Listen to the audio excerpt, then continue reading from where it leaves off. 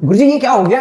मोदी जी फिर से रशिया चले गए हैं और वो भी 16वीं बार पुतिन से मिल रहे हैं। सर मेरे को तो समझ में नहीं आ रहा है कि मोदी जी बार बार रशिया क्यों जा रहे हैं और इससे हमें फायदा क्या होने वाला है। और सर यूपीएससी के एग्जाम में भी ये इस बार बहुत परेशान करेगा कि ये क्या इंडिया और रशिया की क्या मीटिंग हो रही है बार बार। इसमें बताइए सर कुछ। तेरी बात तो सही है, मैं भी शॉक्ड हूं कि एकदम से मोदी जी चुनाव जीतने के बाद सीधा रशिया कैसे पहुंच गए। तेरे को पता है भारत के इतिहास में आज तक ऐसे कभी नहीं हुआ है कि चुनाव जीतने के बाद कोई पहली बार प्रधानमंत्री बनाओ और सीधा बायलैटरल मीटिंग के लिए किसी देश के साथ वो चला गया होगा। तो ये पहली बार हो रहा है और इसके बहुत मायने हैं। क्या कह रहे हो सर? तूने वो वाला वीडियो देखा जो मोदी जी पुतिन के साथ क्या गर्म जोशी से ऐसे गले मिल रहे हैं और ऐसे हाथ पकड़ करके बैठे हुए हैं। भाई बॉडी लैंग्वेज बताती है कि ये क्या हो रहा है। अरे सही कह रहे हो सर। अब मैं 3 ऐसे फायदे बताता हूँ इस मीटिंग के, जो तू अगर याद रख लेगा ना तो भाई साहब किसी भी कंपटीशन में कुछ भी सवाल पूछेगा ना तो ढाई ढाई ढाई करके आंसर मारेगा। सबसे पहले तो देख, दुनिया इसको एक काउंटर मीटिंग के तौर पर देख रही है। जैसे ही मोदी और पुतिन की जो मीटिंग हो रही है मॉस्को के अंदर, तो उसी के पैरेलल में रशिया के अगेंस्ट का एक नेशन है, तेरे को पता होगा, NATO nation, North Atlantic Treaty Organisation. 32 देशों का समूह है और ये समूह जो है वो रशिया के खिलाफ रहता है। तो अभी रशिया के खिलाफ इन नाटो देशों की वॉशिंगटन डीसी में मीटिंग हो रही है और उसी समय रशिया ये मैसेज देना चाहता है कि देख, इंडिया के साथ हम मिल रहे हैं इसी टाइम पर और हमारा जो एग्रेशन है यूक्रेन के अंदर वो बिल्कुल सही है। तो पहला तो ये होगा। जी गुरु जी। अब देख, दूसरा फायदा पता क्या है इस मीटिंग का, वो इंडिया के एंगल से देख। अभी बीच में जब से यूक्रेन, फरवरी 2022 से जब यूक्रेन का युद्ध हुआ है, तब से क्या हुआ है ना कि दुनिया के आधे से ज्यादा देश एंटी रशिया हो गए हैं। अब इंडिया को बैलेंस करना है। अब इस चक्कर में पता क्या हुआ कि जहां इंडिया रशिया के अगेंस्ट वाले कंट्री के साथ दोस्ती बढ़ा रहा था, उसी बीच में चाइना ने रशिया के साथ अपनी दोस्ती बढ़ा ली। तो अब देख, चाइना अगर रशिया के साथ दोस्ती बढ़ा लेगा तो इसका नुकसान किसको होने वाला है भैया? हमें ही तो नुकसान होगा ना।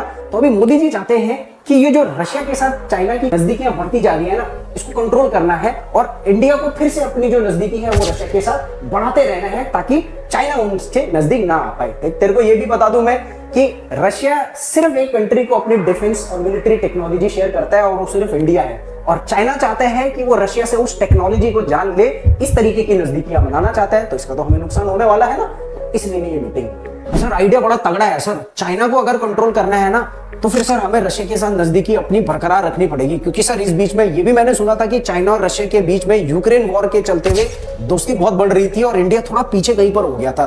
सर इसके लिए तो मोदी जी को जाना बनता है वहां पर। और तीसरी सबसे इंपॉर्टेंट बात पता क्या है, ये एक एनुअल समिट या एनुअल बायलैटरल मीटिंग है।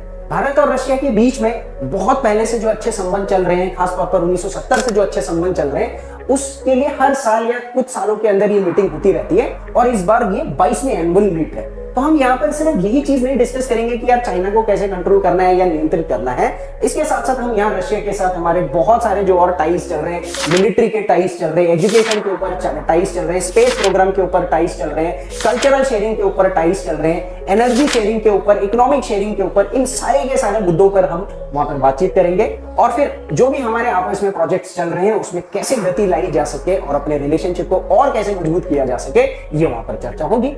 जैसे कि मैं आपको एक एग्जांपल देता हूं। देखो, इंडिया रशिया से 60 to 70% डिफेंस इक्विपमेंट खरीदता है। तो मतलब देखो हम लोग कितना ज्यादा डिपेंडेंट है रशिया के ऊपर। आप देखो, मैंने पिछले शॉर्ट में आपको बताया भी था कि उसमें क्या क्या होता है। हम लोग जो मिलिट्री इक्विपमेंट्स खरीद रहे हैं उसमें आईएनएस विक्रमादित्य हमने रशिया से खरीदा है। डिफेंस टेक्नोलॉजी में ब्रह्मोस मिसाइल रशिया की मदद से हम लोग तैयार कर रहे हैं। उसके साथ साथ भीष्म टैंक रशिया हमको सप्लाई कर रहा है। मिग जो एयरक्राफ्ट है वो रशिया के साथ मिलकर के हम लोगों को दिए जा रहे हैं। तो इस तरीके से बहुत सारे ऐसे मिलिट्री इक्विपमेंट्स रशिया से आ रहे हैं। अच्छा, ये तो मैंने सुना है कि इंडिया और रशिया की मिलिट्री टाइज बहुत जबरदस्त है सर। हम बहुत सारे हथियार खरीदते हैं उनसे और सर ये हथियार जान करके तो मजा आ गया। इकोनॉमिक कॉरिडोर के तौर पर अभी रशिया और इंडिया के बीच में ईरान के रास्ते से एक नया इकोनॉमिक ट्रेड रूट डेवलप हुआ है, जिसमें रशिया ने 2 ट्रेन कोयला भी इंडिया को भेजा है। तो इससे हम लोगों को बहुत ज्यादा फायदा होने वाला है और इसी तरीके से और बहुत सारे प्रोजेक्ट्स पर इंडिया और रशिया के बीच में जबरदस्त बातचीत होने वाली है और ये सब आप एग्जाम के पॉइंट ऑफ व्यू से याद रख सकते हैं। तो मैंने वो वाला शॉट भी देखा था जिसमें आपने बोला था कि रशिया से अभी एक नया ट्रेड रूट इंडिया के लिए बन गया है, जहां से उन्होंने 2 ट्रेन कोयले भी भेजे थे सर वो भी बड़ा मजेदार सर रिलेशनशिप बनने वाला है इंडिया रशिया के बीच में। तो समझ में आ गया कि ये मोदी और पुतिन की 22वीं एनुअल मीट मॉस्को में जो हो रही है ये पेपर के लिए कितना इंपॉर्टेंट है, हम सबको इसको याद रखना चाहिए। बिल्कुल समझ में आ गया सर, इस बार तो आईएएस फोड़ देंगे।